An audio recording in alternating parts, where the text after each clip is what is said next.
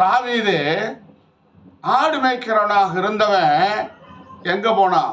ராஜாவுடைய கல்யாணம் பண்ணி ராஜாவுக்கே தளபதியாக மாறினான். நம்ம வேதத்தில் வாசிக்கிறோம். அவன் எப்படி ஆடு மேய்க்கிற எனக்கு அந்த வாய்ப்பு கிடைச்சது?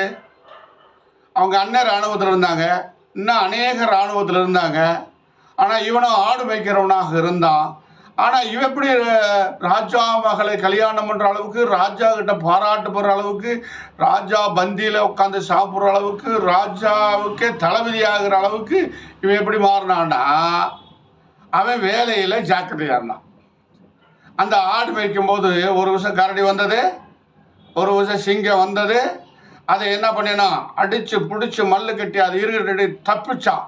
நான் பொழைச்சா போதும் இல்லை, எப்படியாச்சும் உயிர்களை காப்பாற்ற நினைச்சான்.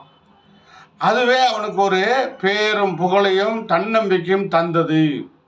இதுதான் அவனுக்கு அன்னைக்கு தான் தெரியுது. ஒரு சிங்கத்தவே விரட்டிட்டோம், ஒரு கரடியவே விரட்டிட்டோம்.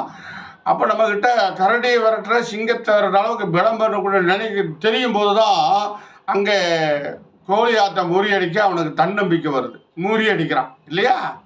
அதனால அவன் பாராட்டு போகிறான். இப்போ எங்கே பாராட்டு போகிறான்? ராஜா கிட்ட பாராட்டு போகிறான், மக்களால் பாராட்டு போகிறான். காரணம், அவன் முன்னெச்சரிக்கையாக வாழ்ந்தான். அல்லேலூயா. அவன் முன்னெச்சரிக்கையாக வாழ்றவனுடைய வாழ்க்கை அவன் கீழாக்காமல் மேலாக்குவார், வாழாக்காமல் தலையாக்குவார்.